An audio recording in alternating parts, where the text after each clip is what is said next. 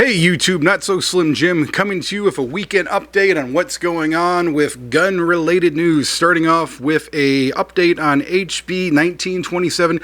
There seems to be some confusion on exactly what's going on with the bill. First of all, a lot of people are saying, hey, the bill's passed, it's going to the governor's desk. Not quite yet. So far, the bill has not been transmitted from the Senate to the House floor. What's going on is, first of all, the House and Senate in the state of Texas are on a break for the weekend. They will not be back in session until 4 p.m. on Monday.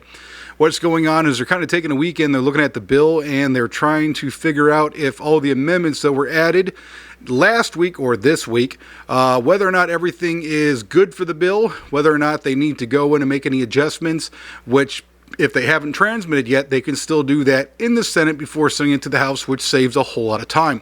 So as of right now, we don't need to be calling the Capitol and blowing up people's phones and calling up Danny Boy and screaming at him and doing things of that nature. So for now, we just need to stand back and see exactly what they're going to be doing on Monday or Tuesday and seeing if they're going to be rectifying some of these less than great amendments that they put on the bill. Now, on to the ATF. Yes, I said the ATF. That is a naughty word on this channel, but unfortunately, we got to talk about these stupid alphabet boys because they keep doing stupid, dumb stuff. They have recently put up a letter of intent to talk about their new definition of receivers and frames. So let's go over some of this stupid junk that they're talking about, because obviously they're idiots and they think that they have the ability to change law without having it go through the House or the Senate.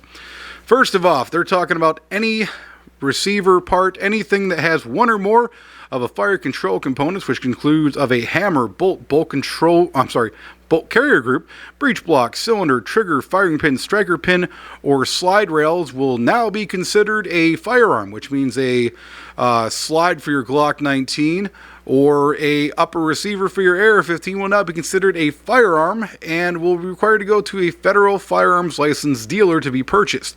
Not only will you have to go to your FFL, but the price of all of these parts will go up if you want to buy them individually, because they will now be considered a firearm on themselves. And due to that, the price of manufacturing, because they have to pay taxes to good old government, will go up. I know, it's stupid, but I'm just reporting it as it's coming in. Okay, they're now going to require that if you do manufacture a firearm. Now, first of all, if you buy a gun kit, a kit that has everything ready to go and easy to put together, and you don't put it together yourself, like if you buy individual parts, because first of all, if you want to buy a slide, that's going to be a firearm. So, I don't know about you guys, but manufacturing a slide isn't the easiest thing in the world, so you're going to have to buy that by itself. So if you still want to build a lower, if you build the lower and it comes with the kit with everything in it, which is kind of counterintuitive because the slide's already going to be a firearm, so it's kind of dumb, but whatever. If you do manufacture your own firearm in your own home, you will now have 60 days to go to a gunsmith, and a gunsmith will have to engrave onto that firearm your city, state, name, or manufacturer's company, and a serial number. If you do not do that, you must destroy the firearm, turn it into law enforcement, or you will be a felon.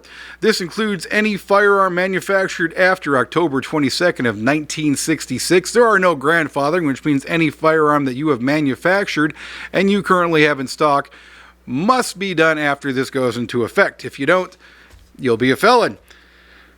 Yeah, I know. It's stupid. There are also a bunch of changes, what they're going through for suppressors. Mostly it has to do with suppressors for exchanging of parts and serializing of parts back and forth between manufacturers. Obviously, because we can't manufacture our own without having a tax stamp already. But the only thing that seems to do is to make it more difficult for suppressor manufacturers to manufacture suppressors. And by doing so, more red tape, more price, and cost to the consumer to go up.